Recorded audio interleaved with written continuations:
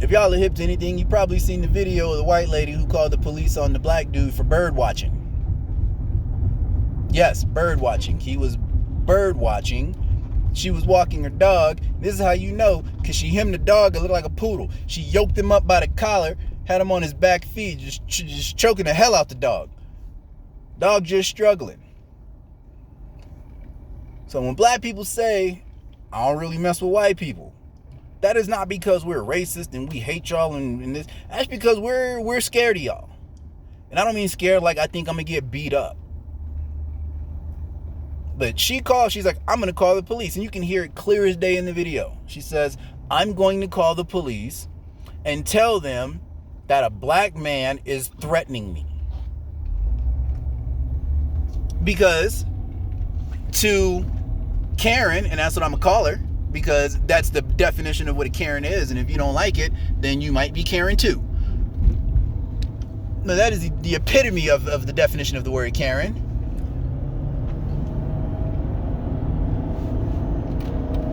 That's the epitome of the word Karen. Got her dog yoked up. Man wasn't even next to her. She approached him. Yet, tells him, I'm going to call the police on you and tell them that you're threatening me. You can hear the man in the video. Call him. Tell him whatever you want to tell him. But that's all it takes. That's all it takes for cops to show up. Now, in that instance, I don't know if they did or not. There's the end of the video and everything. And she's now complaining about how her life is terrible because of what she did. She did a terrible thing. Nobody got feelings or sympathy for her. I don't. Nobody on my side do. Nobody my color does. Man simply outside taking pictures of birds. Not bothering anybody. Call the police on him. That's all it takes. That's all it takes. That's literally all it takes for him not to go home. So when you hear somebody like when LeBron James said on his show, like, hey man, I don't even really mess with white people. Honestly, I try not to.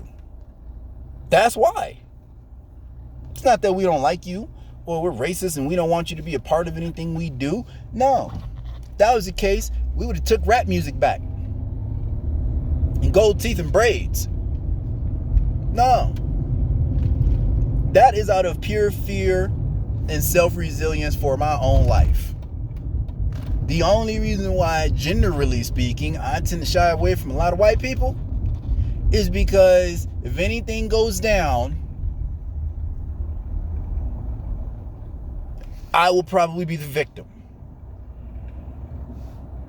Walking down the street with my dog, he barks at somebody, now she feels threatened. There's a black dude with a dangerous dog trying to attack me. Cops show up, here goes my dog, now they done shot my dog and stuff. Like, that's how it happens. And you can't say it doesn't. Because we have seen thousands of videos. There are literally thousands of stories and videos and proof of that exact same thing happening. So yeah, you want us to get along and all be happy? Like, black people got our own problems. We got our own problems with our own black on black community, as y'all like to call it.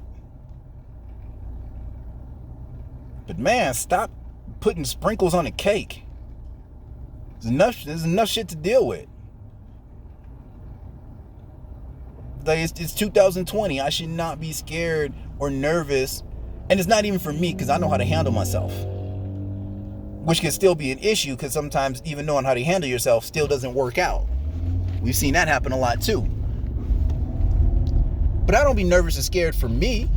I be nervous and scared for my kids, wife, because my kids don't know.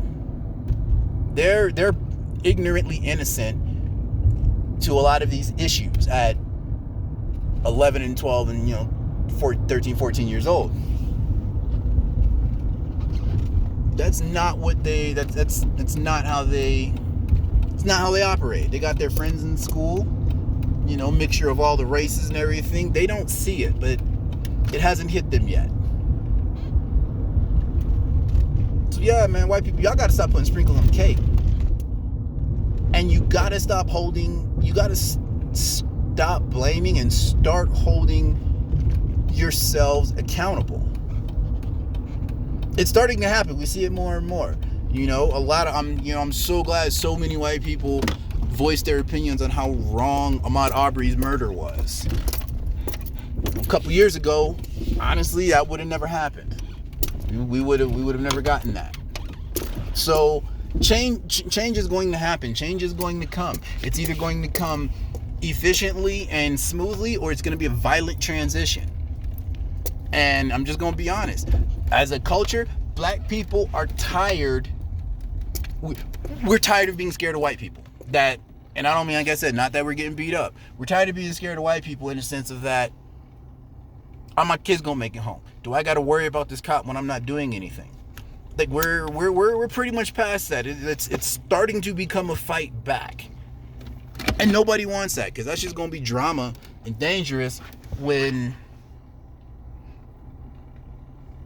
the video of the Minneapolis cops, that happened too many more times. I really see the public jumping on the officers to stop them from killing the man. That's going to lead to people getting arrested. Now you're attacking it. That's going to be a problem. But it's going to happen. It's going to happen. So, white people, y'all need to hold each other accountable, just like black people hold each other accountable. We don't give people a pass. We don't do that. But y'all need to hold each other accountable too. So, that's it.